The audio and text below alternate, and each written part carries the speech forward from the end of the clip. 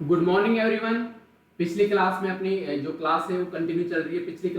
पिछली क्लास में अपन पढ़ रहे थे कि इंसिडेंट रेडिएशन किस प्रकार से मैटर के ऊपर टकराती है और वहां पर कौन कौन सी प्रक्रियाएं करती है।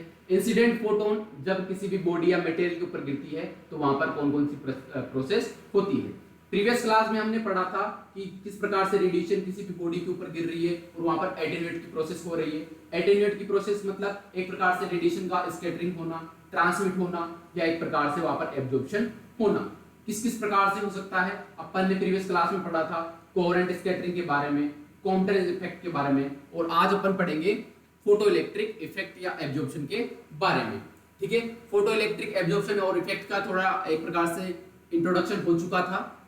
देखिए दोबारा देखते हैं इस प्रोसेस में क्या होता है। In the photo electric effect a photon of energy E collide with an atom and eject one of the bound electrons from K और L शेल। इसमें क्या होता है, इंसिडेंट फोटोन जैसे ही यहां पर टकराएगा किसी भी मटेरियल से या किसी भी बॉडी से तो वहां पर क्या करेगा, वहां पर मौजूद एटम के K शेल और L शेल से इलेक्ट्रॉन को बाहर निकाल देगा। The ejected electron is called photo electron, और वहां पर इजेक्टेड इलेक्ट्रॉन क्या कहलाएगा, फोटो इलेक्ट्रॉन कहलाएगा। And it has kinetic energy equal to orbital binding energy. यहां पर काइनेटिक एनर्जी किसकी इक्वल होती है, बाइंडिंग एनर्जी के इक्वल होती है। In this process all the incident photon energy is transfer to the electron. और इसमें क्या होता है, यहां पर इंसिडेंट फोटोन की संपूर्ण एनर्जी K और L शेल के इलेक्ट्रॉन पर जहां पर वो कोलाइड करेगा उसे ही क्या कर देगा, ट्रांसफर कर देगा।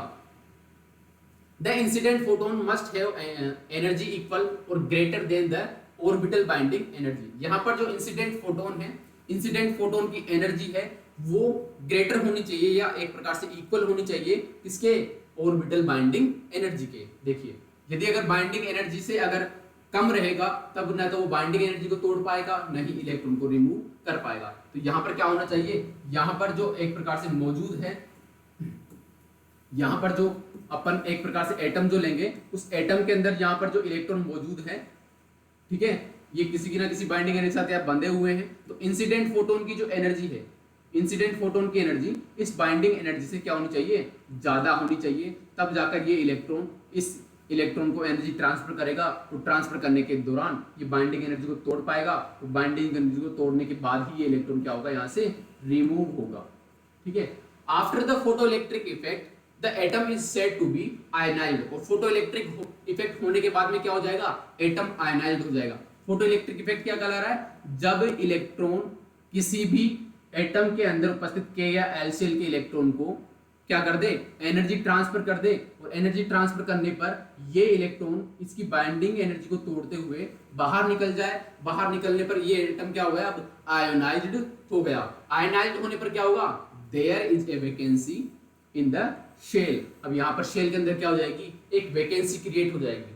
This vacancy is filled by a electron of lower binding energy from higher orbit. Higher orbit जहां की बाइंडिंग एनर्जी कम है वहां से एक इलेक्ट्रॉन आएगा और एक इलेक्ट्रॉन आकर क्या करेगा, इस इलेक्ट्रॉन की एनर्जी को या इस इलेक्ट्रॉन की जो कमी है, वैकेंसी है, इसको फील्ड करेगा। जब यहां से इलेक्ट्रॉन यहां आता है तो यहां पर क्या होती है, एनर्जी का लॉस होता है। और एनर्जी का लॉस किस रूप में दिखाई देगा, यहां पर आपको कैरेक्टरिस्टिक एक्सरे के रूप में दिखाई देगा। कैरेक्टरिस्टिक एक्सरे के रूप में वो आपको दिखाई देगा। This will create a cascade of electron transition event from outer orbit to inner orbit। यहाँ पर अपने को क्या बोलती है, एक प्रकार से यहाँ पर एक स्ट्रक्चर दिखाई देती है या एक प्रकार से अपने बोल सकते हैं यहाँ पर एक केस दिखाई देगा। वो कौन सा है कि आउटर ऑर्बिट से इनर ऑर्बिट की तरफ एक इलेक्ट्रॉन आ रहा है और वो इलेक्ट्रॉन एनर्जी का रिलीज करते हुए आएगा। क्योंकि आउटर इलेक्ट्रॉन क्या होता है, हायर एनर्जी का होता है। इनर इलेक्ट्रॉन क्या होता है, लोअर एनर्जी का होता है। लेकिन इनर एनर्जी इनर जो ऑर्बिट होता है उसकी बाइंडिंग एनर्जी अधिक और बाहर की कम होती है। तो स्टेबिलिटी बनाने के लिए आउटर ऑर्बिट का इलेक्ट्रॉन इनर ऑर्बिट में आने के लिए एनर्जी का क्या करता है, त्याग करता है। This difference in binding energy is released as characteristic X ray. और जो बाइंडिंग एनर्जी के अंदर डिफरेंस आएगा वो किस रूप में बाहर निकलेगा, वो बाहर निकलेगा आपकी कैरेक्टरिस्टिक एक्सरे के रूप में। ठीक है, और ओगर इलेक्ट्रॉन और ओगर्स इलेक्ट्रॉन के रूप में भी वो बाहर निकला दिखाई देगा। The photo electric effect involve tightly bound electron. और वो कहां पर होता है आपका photo electric effect, photo electric effect होगा जो टाइटली बाउंड होगा किसी भी एटम की बाइंडिंग एनर्जी के साथ। The tightly bound electron are mostly available in the K shell. और टाइटली बाउंडेड इलेक्ट्रॉन कहां पर मौजूद होते हैं? टाइटली बाउंडेड जो होंगे मोस्टली वो आपको के शेल के अंदर दिखाई देंगे। उसके बाद में एल शेल में आते ही बाइंडिंग एनर्जी कम हो जाती है, एल शेल से एम की तरफ आते ही और कम हो जाती है, ठीक है। Hence most photoelectric effect interaction occur at the K shell. इसलिए क्या होता है, जो के शेल के अंदर ही मोस्टली अपने को फोटो इलेक्ट्रिक इफेक्ट देखने को मिलेगा, ठीक है। इस प्रकार से होता है फोटो इलेक्ट्रिक इफेक्ट। देखिए ये कोई एटम है, फोटो इलेक्ट्रिक इफेक्ट के ऊपर भी अलग से 5 नंबर में क्वेश्चंस आ सकते हैं, तो ध्यान से देख लीजिएगा। फोटो इलेक्ट्रिक इफेक्ट क्या होगा?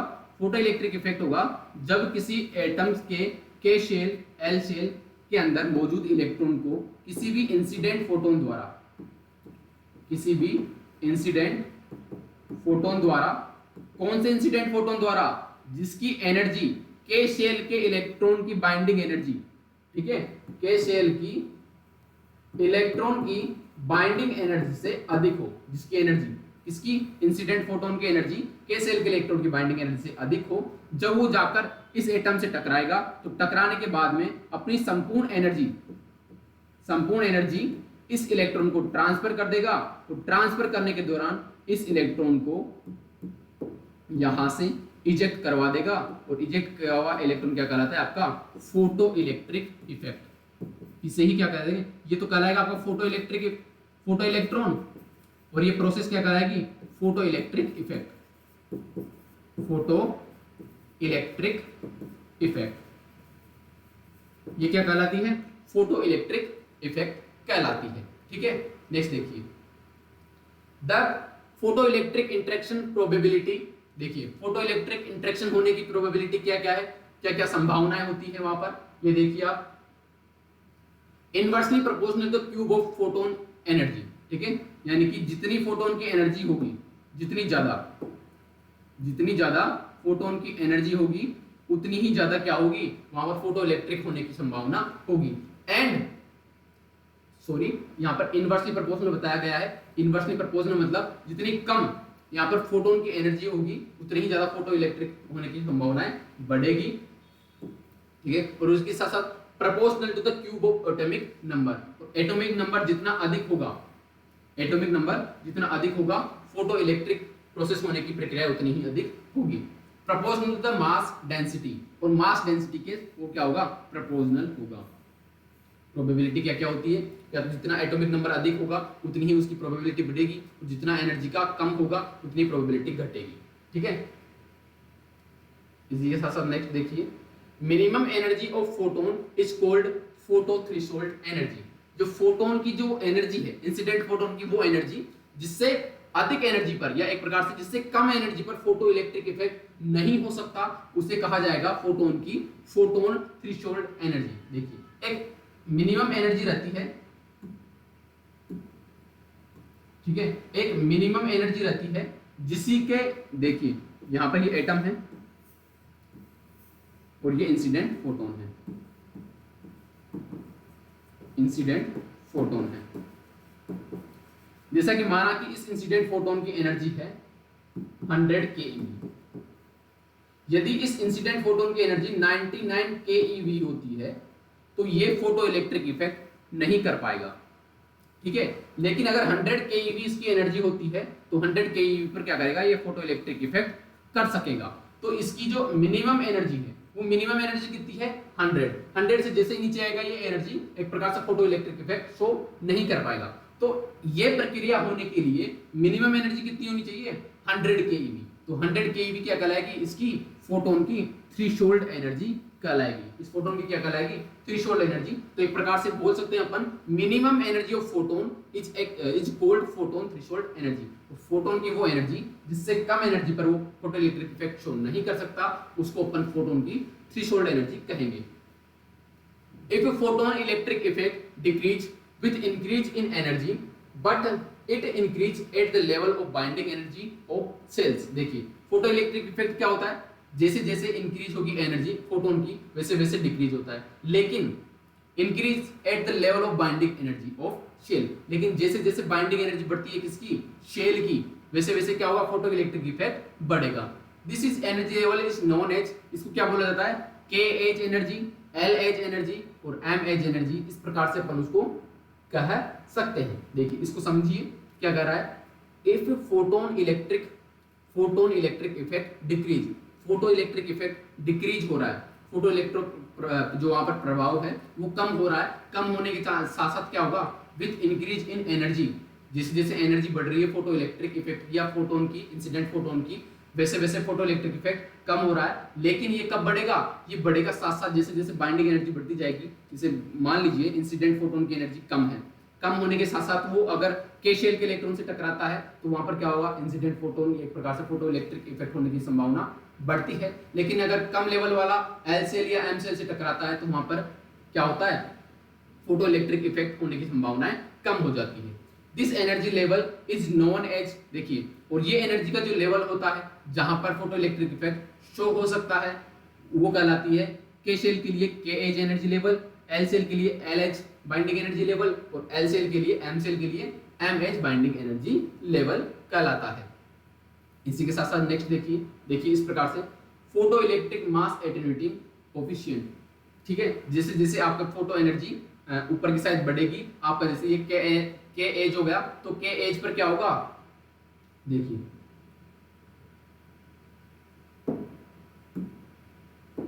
एक एनर्जी तक तो आपके एक प्रकार से यहां पर क्या हो रहा है, के शेल या के शेल के अंदर फोटो इलेक्ट्रिक इफेक्ट देखा जा रहा है, फोटो इलेक्ट्रिक इफेक्ट देखा जाएगा। लेकिन जैसे ही इसकी एनर्जी बढ़ती जाएगी, फोटोन की एनर्जी बढ़ती जाएगी, यहां पर क्या होगा, के अंदर नहीं होकर वो फिर कहां होगा, एल के लिए, एल एच के अंदर होगा, ये के एज हो गया, इसी प्रकार से एल के अंदर चलेगा, एल के इस प्रकार से एम के अंदर चलेगा। इस प्रकार से धीरे धीरे क्या होता है, के सेल से न होकर फिर वो एल सेल के अंदर प्रभाव शो करेगा, एल सेल से न कर फिर वो एम सेल के अंदर करेगा। इससे होता क्या है, इससे इफेक्ट पड़ता है आपके जो कैरेक्टरिस्टिक एक्सरे यहां पर प्रोड्यूस होंगे, जो कैरेक्टरिस्टिक एक्सरे प्रोड्यूस होते हैं, एक्सरे, उनकी एनर्जी पर प्रभाव पड़ता है। उनकी एनर्जी जैसे जैसे सेल कम होती जाएगी, यहाँ पर एनर्जी भी कम होती जाएगी। जैसे के अलावा अगर ये एल सेल पर होता है तो एल सेल के लिए बाइंडिंग एनर्जी फिर क्या हो जाएगी, कम हो जाएगी।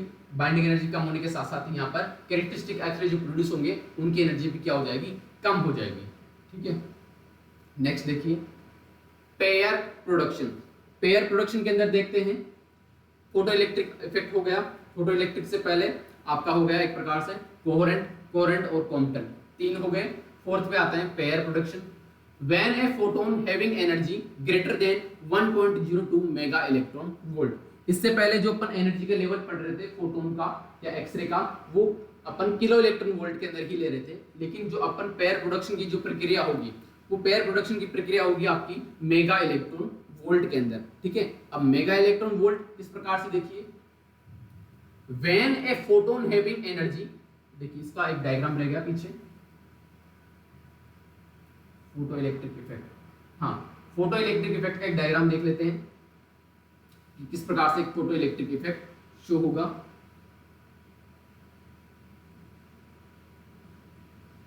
देखने को मिल सकता है। ठीक है,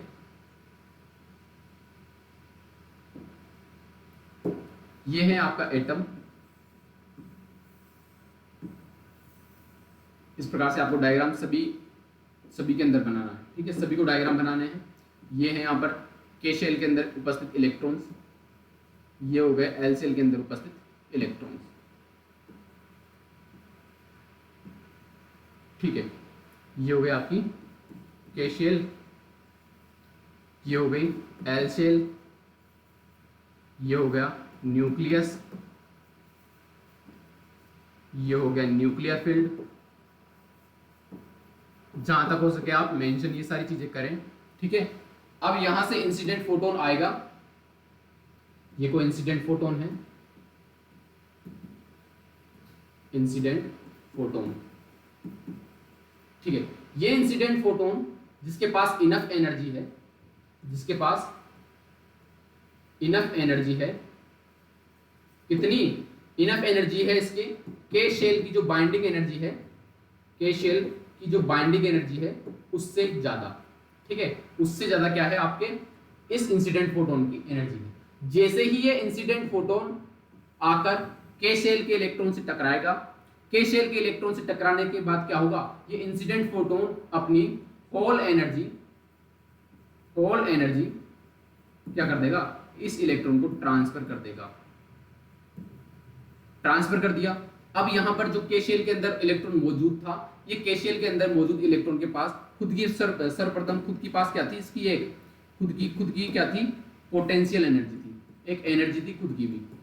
ठीक है, पोटेंशियल एनर्जी के साथ साथ यहां पर ये किसी बाइंडिंग एनर्जी के साथ बंधा हुआ था, एक बाइंडिंग एनर्जी के साथ क्या होता, बंधा हुआ था। तो सर्वप्रथम क्या कर देगा, जैसे ये इंसिडेंट फोटोन इस इलेक्ट्रॉन से टकराएगा, इस इलेक्ट्रॉन से टकराने के बाद क्या होगा, ये अपनी संपूर्ण एनर्जी इसको ट्रांसफर करेगा। ट्रांसफर करने से क्या होगा, ये इलेक्ट्रॉन हायर एनर्जी लेवल वाला हो जाएगा। हायर एनर्जी के साथ क्या करेगा, ये इस एटम से या इस एटम के इस ऑर्बिट से क्या हो जाएगा, ये रिमूव हो जाएगा। अब रिमूव किस प्रकार से होगा, सर्वप्रथम तो ये इस बाइंडिंग एनर्जी को क्या करेगा, ब्रेक डाउन करेगा। बाइंडिंग एनर्जी को ब्रेक डाउन करेगा। कुछ एनर्जी तो किस काम में आ गई, कुछ एनर्जी काम में आ गई इस बाइंडिंग एनर्जी को ब्रेक डाउन करने में। अब बची जो एनर्जी है, इस इंसिडेंट फोटोन की काफी सारी एनर्जी थी, अब बची जो एनर्जी है वो बची एनर्जी के साथ क्या करेगा, ये यहां से रिमूव हो जाएगा। रिमूव हो जाएगा। रिमूव होने के साथ साथ इसको करेंगे अपन फोटो इलेक्ट्रॉन, इसे कहते हैं फोटो इलेक्ट्रॉन। फोटो इलेक्ट्रॉन कहेंगे, फोटो इलेक्ट्रॉन इस इलेक्ट्रॉन को कहेंगे और इस प्रक्रिया को क्या कहेंगे, photo electric effect. Photo electric effect, इसे फोटो इलेक्ट्रिक इफेक्ट कह दिया।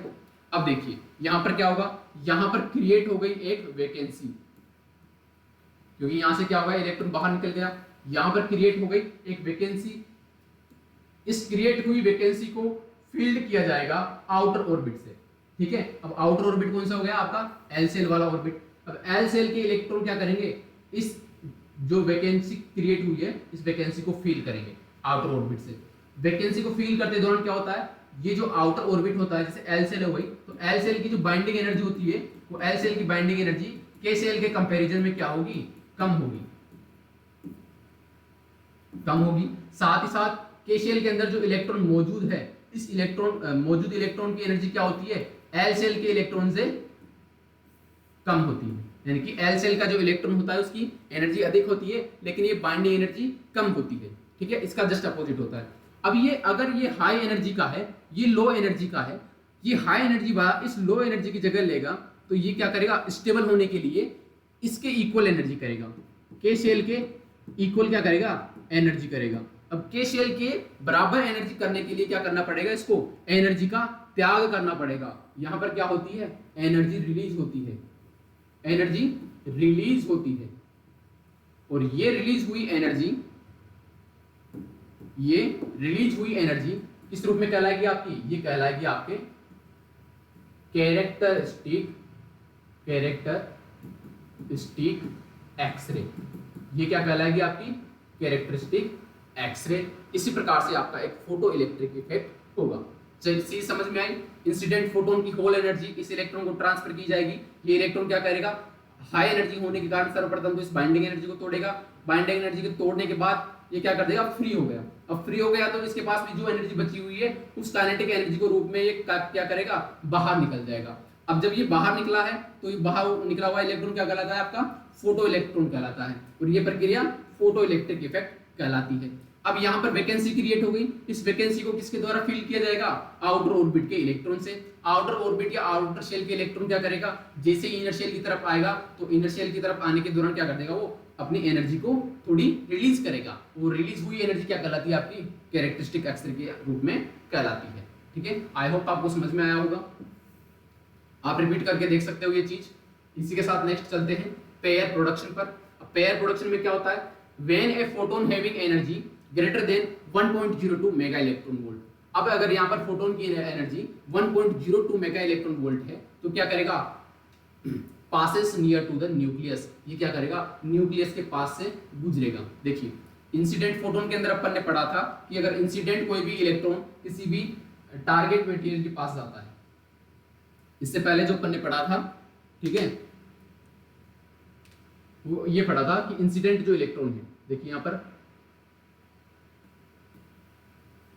इलेक्ट्रॉन जो निकल रहा था वो इलेक्ट्रॉन जब किसी टारगेट के न्यूक्लियस के करीब से होकर गुजर रहा था तो इस प्रकार से क्या कर रहा था, डी एक्सीलरेट होकर बाहर निकल रहा था, तो डी एक्सीलरेट के दौरान यहाँ पर क्या प्रोड्यूस हो रही थी, ब्राह्मस्टर्नल एक्स-रेज। ये प्रक्रिया आपको पता चली होगी, प्रीवियस क्लास में पढ़ाया है, ठीक है।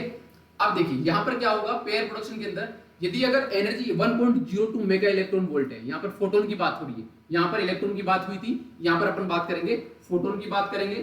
फोटोन के अंदर क्या होगा, ये देखिए अगर फोटोन की एनर्जी 1.02 मेगा इलेक्ट्रॉन वोल्ट है, ये पास करेगा बिल्कुल न्यूक्लियस के करीब से किसी भी एटम से, will be subjected to the strong nuclear field. ये क्या करेगा, एक न्यूक्लियर फील्ड से गुजरेगा। जो न्यूक्लियर फील्ड क्या होता है, एक प्रकार से स्ट्रॉन्ग है। द फोटोन में sudden disappear and become a positron and electron. अब देखिए यहाँ पर जो आपका एक्सरे फोटोन है, वो एक्सरे फोटोन जब किसी न्यूक्लियर फील्ड के करीब से गुजरता है, ये देखिए ये न्यूक्लियर फील्ड, ये वाला, ये है इसका क्या, न्यूक्लियर फील्ड। न्यूक्लियर फील्ड जब कोई इंसिडेंट फोटोन, ये इंसिडेंट फोटोन हो गया, इंसिडेंट फोटोन बिल्कुल पास से गुजरेगा इसके न्यूक्लियर फील्ड से, तो यहां अचानक जाते ही क्या हो जाएगा, ये डिसएपियर हो जाएगा, विलुप्त हो जाएगा।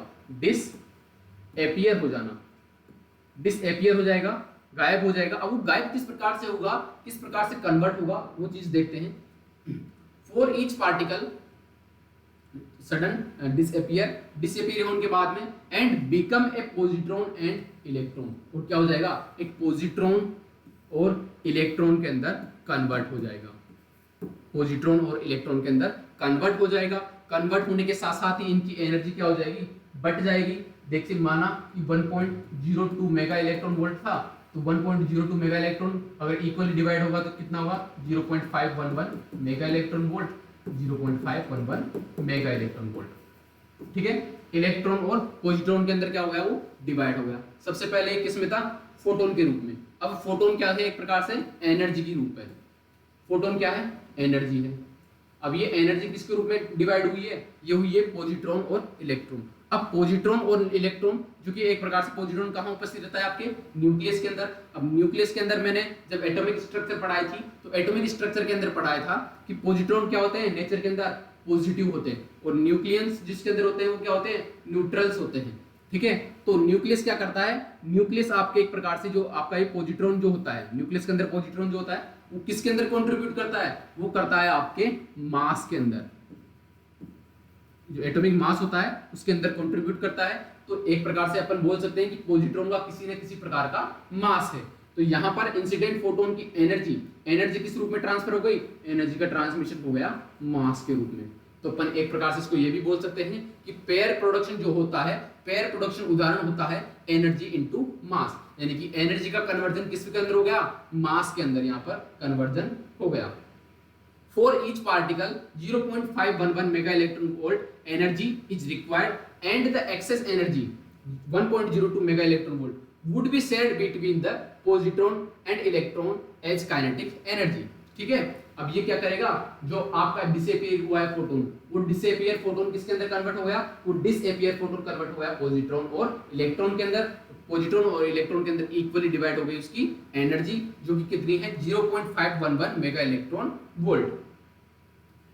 Actually the interaction is between a photon and the nuclear field. Actual में क्या होता है, ये इंसिडेंट फोटोन एक प्रकार से इंटरेक्शन किन किन के बीच में होता है, फोटोन और न्यूक्लियर फील्ड के बीच में होता है, ठीक है। न्यूक्लियर फील्ड न्यूक्लियस के बीच में नहीं होता, इंसिडेंट फोटोन और न्यूक्लियर फील्ड के बीच में ये इंटरेक्शन होता है।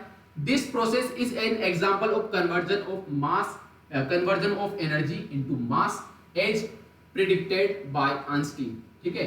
आइंस्टीन ने ये चीज बताई थी, प्रिडिक्ट की थी कि यदि अगर ये इस प्रकार की प्रोसेस होती है तो वहां पर एनर्जी का कन्वर्जन किसके अंदर होता है, मास के अंदर हो जाता है, ठीक है। जैसा कि मैंने बताया था कि किस प्रकार से ये एनर्जी मास के अंदर कन्वर्ट हो रही है, वही चीज यहाँ पर बताई गई है कि एनर्जी इनटू मास, एनर्जी का कन्वर्जन किसके अंदर हो गया, मास के अंदर हो गया।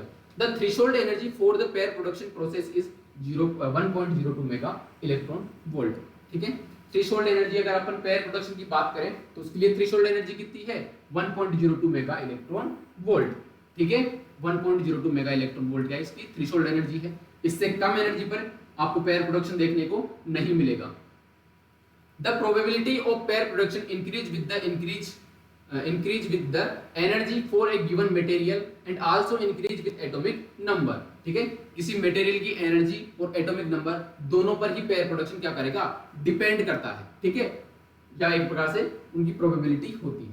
The probability of pair production increase with energy of given material, जो मटेरियल दिया गया है उसकी एनर्जी, और also increase with atomic number, और उस मटेरियल की एक प्रकार से एटॉमिक नंबर पर भी डिपेंड करता है।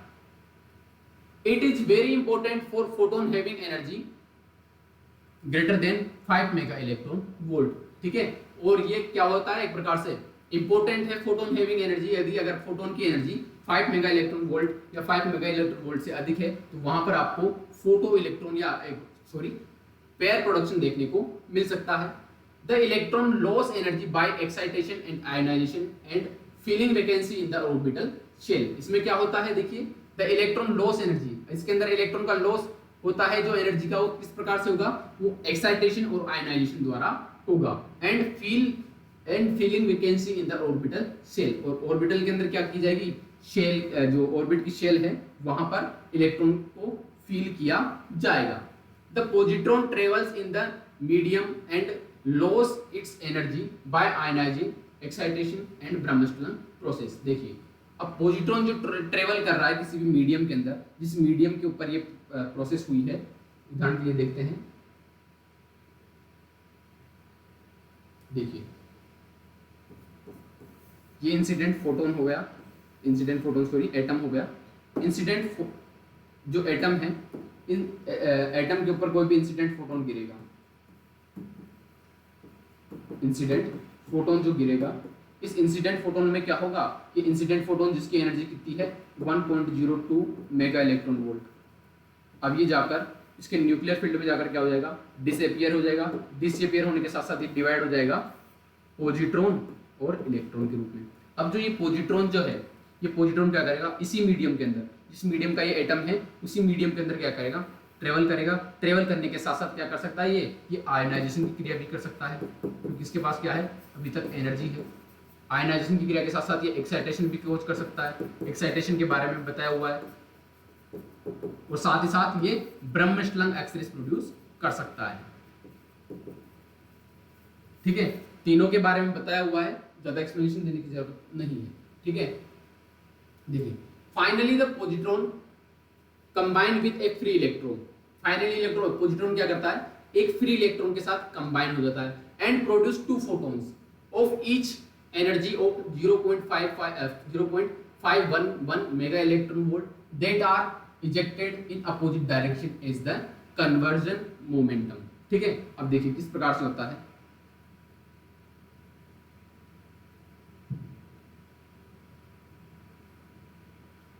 देखिए, सर्वप्रथम ये था आपका कोई भी एटम,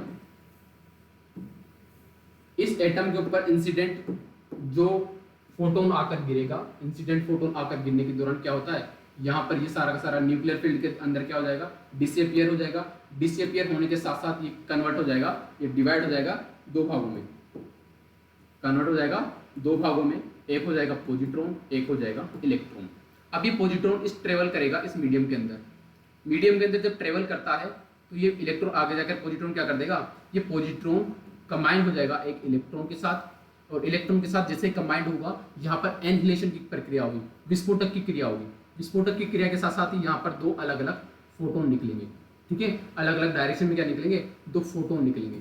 एक फोटोन ये हो गया, एक फोटोन ये हो गया, जिसको अपन बोल सकते हैं गामा फोटोन। ठीक है, गामा फोटोन रिलीज होते हैं। अब देखिए, यहाँ पर आपके इलेक्ट्रॉन जो पॉजिट्रॉन था, पॉजिट्रॉन की एनर्जी कितनी थी 0.511 मेगा इलेक्ट्रॉन वोल्ट, और इलेक्ट्रॉन की कितनी थी 0.511 मेगा इलेक्ट्रॉन वोल्ट। दोनों ही जब यहाँ पर मिलेंगे तो कितनी हो जाएगी टोटल 0.12 मेगा इलेक्ट्रॉन वोल्ट। जब ये 2 फोटोन के अंदर डिवाइड होंगे तो दोनों ही फोटोन क्या होंगे, एक दूसरे के अपोजिट डायरेक्शन में प्रोड्यूस होंगे। कितने डिग्री पे, 180 डिग्री पर। 180 डिग्री पर ये प्रोड्यूस होते हैं। 180 डिग्री पर प्रोड्यूस होने के साथ साथ ही इनकी एनर्जी भी डिवाइड हो जाएगी 2 भागों में, जो कि कितनी रहेगी 0.511 mega electron volt. And 0.511 mega electron volt. इस प्रकार से दो फोटॉन्स भी डिवाइड हो जाएंगे अलग अलग जस्ट अपोजिट डायरेक्शन में। ये चीज आपको एक प्रकार से ड्रॉ भी करनी है, बनानी भी है, एग्जाम में भी बनानी है, आप यहाँ पर भी बना सकते हो। उसी के साथ साथ जब आपकी जो सेकेंड ईयर की जब क्लासें होगी, सेकेंड ईयर की क्लासों के अंदर पेट स्कैन जब आता है, वो पेट स्कैन भी इसी की प्रिंसिपल पर कार्य करता है। तो वहां पर आपको पेट स्कैन के बारे में पढ़ाया जाएगा, ये चीज आप नोट कर लेना, ठीक है। देखिए अपन कंटिन्यू करते हैं नेक्स्ट। देखिए pair production is a true absorption because all the energy of the original photon is transfer. इसमें क्या होती है, जितनी भी ओरिजिनल जो फोटोन की एनर्जी होती है वो ट्रांसफर हो जाती है। सर्वप्रथम तो पॉजिट्रॉन और इलेक्ट्रॉन के अंदर होती है, बाद में पॉजिट्रॉन इलेक्ट्रॉन मिलकर किस में हो जाते हैं, फोटॉन्स के अंदर ट्रांसफर हो जाते हैं। यानी कि सर्वप्रथम एनर्जी का मास में और मास से वापस एनर्जी के अंदर कन्वर्जन हो जाता है। अब यहाँ पर देखिए पॉजिट्रॉन एनिहिलेशन की प्रक्रिया होती है, वो क्या चीज होती है, after the pair production process the electron comes to rest. इसमें क्या होता है, पेयर प्रोडक्शन के बाद में इलेक्ट्रॉन्स क्या होते हैं, रेस्ट की कंडीशन में आते हैं bye joining with an atom. एक एटम को ज्वाइन करते हुए दोनों क्या करते हैं, रेस्ट की कंडीशन में आते हैं। The produced positron is highly unstable and it tend to react with electron to produce gamma photons। देख जो आपके पोजिट्रॉन जो होते हैं, ठीक है, जो कि इंसिडेंट फोटोन के न्यूक्लियर फील्ड में डिसअपीयर होने के बाद में प्रोड्यूस हुआ है पोजिट्रॉन, वो हाईली अनस्टेबल होता है। हाईली अनस्टेबल मतलब वो मूवमेंट करता रहता है, मूवमेंट करने के साथ साथ एक मीडियम के अंदर उपस्थित किसी इलेक्ट्रॉन से टकराएगा, तो टकराने के दौरान वहां पर क्या प्रोड्यूस कर देगा, गामा फोटॉन्स प्रोड्यूस कर देगा। अब जो वहां पर गामा फोटॉन्स जो प्रोड्यूस होंगे, ठीक है, गामा फोटॉन्स प्रोड्यूस हो गए, गामा फोटॉन्स अपोजिट डायरेक्शन में प्रोड्यूस होते हैं और इस प्रोसेस को क्या बोला जाता है, एनहिलेशन कहा जाता है। एनहिलेशन के नाम, ये टर्म भी याद रखना, एनहिलेशन के बारे में पूछ सकता है। तो एनहिलेशन को आप इस प्रकार से समझाएंगे कि जब न्यूक्लियर फील्ड के अंदर कोई भी इंसिडेंट फोटोन जिसकी एनर्जी 1.02 मेगा इलेक्ट्रॉन वोल्ट से ज्यादा है, वो आकर डिसअपीयर हो जाएगा। डिसअपीयर होने के साथ साथ ही वहां से पॉजिट्रॉन और इलेक्ट्रॉन का एमिशन होता है। वहां पर प्रोड्यूस होने वाला पॉजिट्रॉन हाईली रिएक्टेबल होने के कारण मीडियम के अंदर उपस्थित इलेक्ट्रॉन से कोलाइड करेगा और कोलाइड करने के दौरान वहां पर गामा फोटॉन्स का एमिशन करेगा और इस प्रक्रिया को एनहिलेशन की प्रक्रिया कहा जाती है। This energy range for pair production is very high, so it is not usable for diagnostic radiology. और जो ये आपकी एनर्जी जो होती है, ठीक है, ये क्या होती है, एनर्जी रेंज, ठीक है, एनर्जी रेंज किसका, पेयर प्रोडक्शन के अंदर। पेयर प्रोडक्शन के अंदर जो एनर्जी का रेंज है वो हाई है। हाई होने के साथ साथ क्या होगा, यहाँ पर ये डायग्नोस्टिक रेडियोलॉजी के अंदर यूजेबल नहीं होगा, ठीक है। थेरेपेटिक रेडियोलॉजी या थेरेपेटिक रेडियोलॉजी के अपन यूज ले सकते हैं। पेट स्कैन जो होगा, ठीक है, पेट स्कैन वहां पर अपन इसका यूज लेते हैं। पेट स्कैन होता है आपका पॉजिट्रॉन इमिशन टोमोग्राफी, ठीक है, वहां पर अपन early detection of cancer cells के रूप में वहां पर अपन क्या करते हैं, इसका यूज लेते हैं। वो किस प्रकार से लेते हैं वो उसी क्लास में देखते हैं, ठीक है। It is useful in PET CT, इसका यूज अपन क्या लेते हैं, पेट सिटी के लिए लेते हैं, by process of annihilation coincidence detection, जहां पर अपन क्या करेंगे, एनहिलेशन ऑफ कोइंसिडेंस डिटेक्शन की प्रक्रिया द्वारा इसका उपयोग अपन ओनली पेट सिटी के अंदर ही करते हैं। नेक्स्ट देखिए इस प्रकार से यदि अगर यहाँ पर कोई इंसिडेंट फोटोन है, इंसिडेंट फोटोन जिसकी एनर्जी हाई एनर्जी है, हाई एनर्जी कितनी, 1.02 मेगा इलेक्ट्रॉन वोल्ट।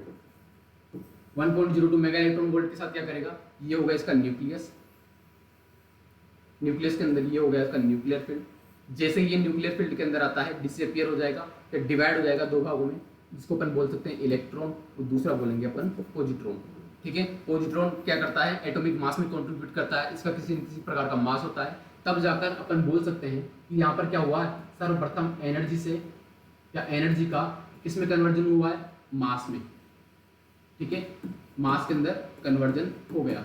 दूसरी चीज अपन कह सकते हैं, जब ये पॉजिट्रॉन मास इलेक्ट्रॉन से टकराएगा, कोलाइड करेगा इलेक्ट्रॉन से, ठीक है, इलेक्ट्रॉन से कोलाइड करेगा क्योंकि ये हाईली रिएक्टिव है। हाईली रिएक्टिव होने के साथ साथ क्या करेगा, ये गामा फोटॉन्स का इमिशन करेगा, गामा फोटॉन्स का इमिशन करेगा। तो इस प्रकार से क्या हो गया, यहां से वापस मास से एनर्जी के अंदर क्या हो गया, कन्वर्जन हो गया। ठीक है, तो इसको अपन बोल सकते हैं कि ये एक प्रकार से पेयर प्रोडक्शन जो है वो एनर्जी से मास का कन्वर्जन है, एनर्जी टू मास का कन्वर्जन अपन इसको बोल सकते हैं। ठीक है, इसका डायग्राम हो गया, डायग्राम से आप हर एक चीज को डायग्राम से लेते हुए चलोगे। ठीक है, ये डायग्राम आप नोट कर सकते हो। देखिए ये न्यूक्लियस है, न्यूक्लियस के अंदर ये पॉजिट्रॉन और न्यूट्रॉन्स जो होते हैं ये इस प्रकार से कंबाइंड रहते हैं। नेक्स्ट देखते हैं photo electric disintegration. Photo electric disintegration last अपना रहेगा, जिसके अंदर किस प्रकार से एक इंसिडेंट फोटोन जिसकी हायर एनर्जी है वो हायर एनर्जी के साथ किस प्रकार से आकर न्यूक्लियस या जो न्यूक्लियस है उससे इंटरेक्ट करेगा और न्यूक्लियस से इंटरेक्ट करने के साथ साथ वहां से किस प्रकार से एनर्जी रिलीज होती है इसके बारे में देखते हैं।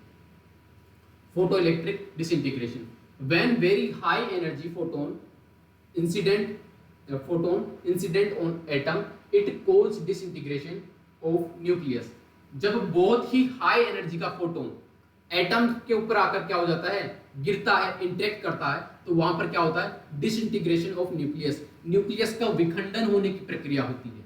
ठीक है, न्यूक्लियर के विखंडन होने की प्रक्रिया होती है। ये न्यूक्लियर फ्यूजन वाला जो कि एक प्रकार से आपके देख सकते हो आप एटम जो एटॉमिक बम जो होते हैं वो किस प्रकार से कार्य करते हैं, किस प्रकार से उनके न्यूक्लियस का विखंडन होता है, न्यूक्लियस के विखंडन के साथ साथ वहां पर हायर एनर्जी रिलीज होती है, वो इस प्रकार से अपन देख सकते हैं। ये डायग्नोस्टिक रेडियोलॉजी में नहीं आता लेकिन ये उसी का टाइप है एक प्रकार से, तो अपन उसी के लिए ये चीज पढ़ेंगे। ठीक है, कि किस प्रकार से एक फोटो इलेक्ट्रिक डिसइंटीग्रेशन की प्रक्रिया होगी। देखिए व्हेन हाई एनर्जी या very high energy photon incident on atom it cause disintegration of nucleus. ये क्या करता है, न्यूक्लियस का डिसइंटीग्रेशन कर देता है। मेनी सब एटॉमिक पार्टिकल्स आर इजेक्टेड, और वहां से क्या होते हैं, काफी सारे सब एटॉमिक पार्टिकल्स रिलीज होते हैं, इजेक्ट होते हैं। सब एटॉमिक पार्टिकल्स बोल सकते हैं एक प्रकार से एटम्स के ही पार्ट होंगे, वो क्या होंगे, वहां से रिलीज होंगे। द इजेक्टेड पार्टिकल्स कौन कौन से होते हैं, न्यूट्रॉन्स, प्रोटॉन्स, अल्फा पार्टिकल्स और क्लस्टर्स ऑफ पार्टिकल्स। ठीक है, और अदर पार्टिकल्स का क्लस्टर, गुच्छा भी वहां से क्या हो सकता है, रिलीज हो सकता है। न्यूट्रॉन जो कि आपके न्यूक्लियस के अंदर प्रेजेंट है, प्रोटॉन जो भी आपके न्यूक्लियस के अंदर प्रेजेंट है, अल्फा पार्टिकल्स जो एनर्जी की फॉर्म है, ठीक है, और क्लस्टर्स काफी सारे एनर्जी का एक प्रकार से गुच्छा वहां से रिलीज हो सकता है। As this interaction involve very high energy, ठीक है, और इस इंटरेक्शन में क्या होता है, काफी हाई एनर्जी रिलीज होती है, काफी हाई एनर्जी रिलीज होने के साथ साथ so it is not useful in diagnostic radiology, इसलिए इसका क्या होता है, डायग्नोस्टिक रेडियोलॉजी के अंदर किसी भी प्रकार से यूज नहीं होता। ठीक है, देखिए इस प्रकार से देखिए कोई भी इंसिडेंट फोटोन आकर यहाँ पर न्यूक्लियस से इंटरेक्ट कर रहा है। इसके अलावा दूसरा डायग्राम मैं खुद से बनाकर बताता हूँ आपको, एक प्रकार वो ज्यादा समझ में आता है। ठीक है, खुद से बनाया हुआ डायग्राम उससे समझते हैं। देखिए ये आपका एक प्रकार से न्यूक्लियस हो गया, ये K shell, L shell, M shell, इस प्रकार से शेल हो गई। यहाँ पर मौजूद है इलेक्ट्रॉन्स, इसके अंदर इलेक्ट्रॉन्स का कोई वैसे खास रोल नहीं आएगा।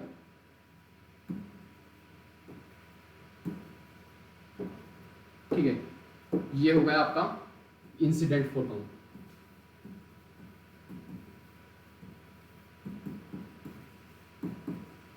इंसिडेंट फोटोन जब डायरेक्टली हिट करेगा न्यूक्लियस को, ठीक है, तो न्यूक्लियस को डायरेक्टली हिट करने पर क्या होता है, ये पूरा का पूरा न्यूक्लियस एक प्रकार से डिसइंटीग्रेट हो जाता है, डिसइंटीग्रेटेड हो जाता है।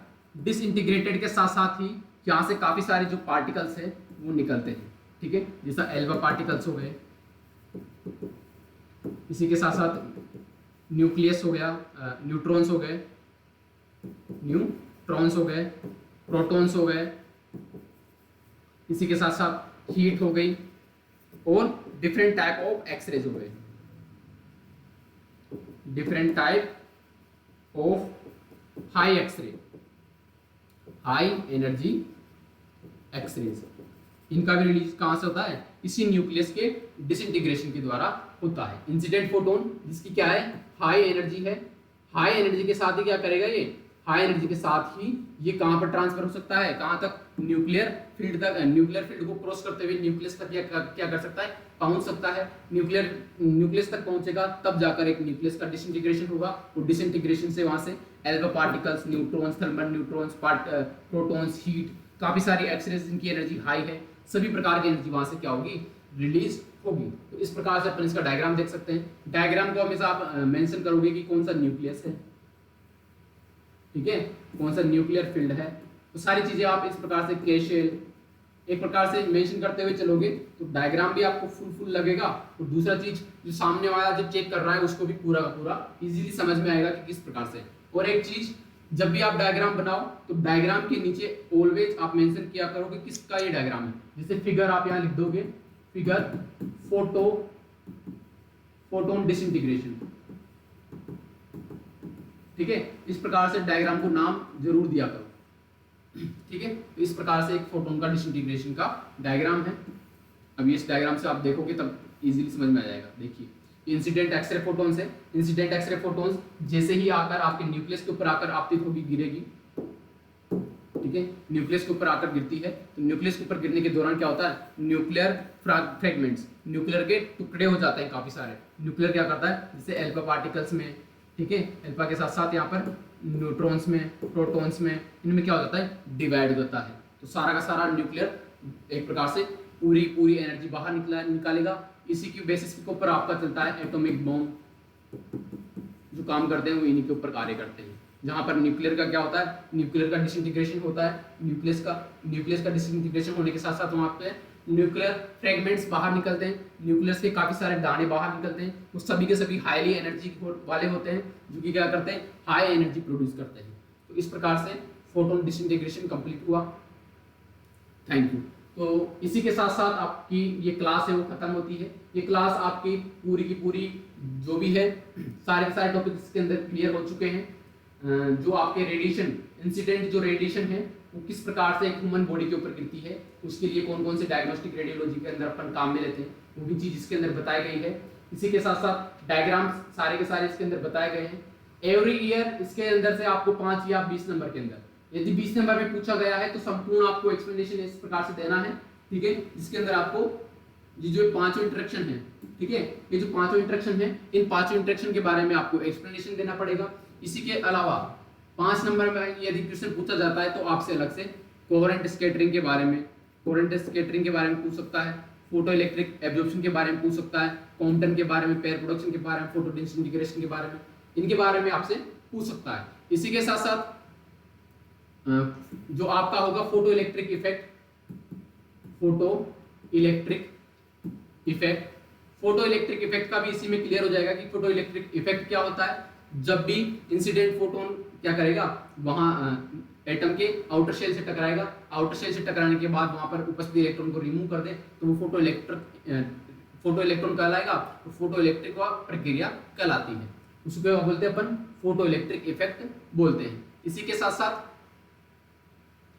फोटो इलेक्ट्रिक एब्जॉर्प्शन, ठीक है, वो तो हो गया कॉम्पटन स्कैटरिंग में होगा वो चीज, सॉरी कॉम्पटन स्कैटरिंग के अंदर, कॉम्पटन स्कैटरिंग के अंदर नहीं था। जो कॉम्पटन आपका फोटो इलेक्ट्रिक एब्जॉर्प्शन है, इसी के अंदर आपको इसके बारे में बताया गया था। देखिए यहाँ पर फोटो इलेक्ट्रिक इफेक्ट के बारे में, ये देखिए फोटो इलेक्ट्रिक इफेक्ट या फोटो इलेक्ट्रिक एब्जॉर्प्शन, इसी के अंदर आपको बताया गया था कि जब कोई इंसिडेंट फोटोन क्या करेगा, के शेल के इलेक्ट्रॉन या एल शेल के इलेक्ट्रॉन से आकर टकराएगा तो सारी की सारी एनर्जी इसको ट्रांसफर कर देगा, और ट्रांसफर करने के साथ साथ इसको बाहर निकल जाएगा, इसको क्या बोला जाएगा, फोटो इलेक्ट्रॉन बोला जाएगा। और इस प्रक्रिया को फोटो इलेक्ट्रिक इफेक्ट बोला जाता है। तो फोटो इलेक्ट्रिक इफेक्ट के ऊपर भी अलग से 5 नंबर में क्वेश्चंस आ सकता है, तो उस प्रकार से आपको उदाहरण देते हुए उसको समझाना है। साथ ही साथ पेयर प्रोडक्शन के अंदर जो अपन ने पढ़ा था एनिहिलेशन की प्रक्रिया, कोइंसिडेंट एनिहिलेशन वाली, ठीक है, कोइंसिडेंट एनिहिलेशन की प्रक्रिया भी अलग से पूछी जा सकती है, तो उसका भी आप ध्यान रखें। इसके अंदर एनिहिलेशन की प्रक्रिया भी बता दी गई है, तो फोटो डिसइंटीग्रेशन। तो इसी प्रकार से आपका सारा का सारा संपूर्ण चैप्टर समाप्त होता है, ठीक है। नेक्स्ट क्लास में मिलते हैं, धन्यवाद।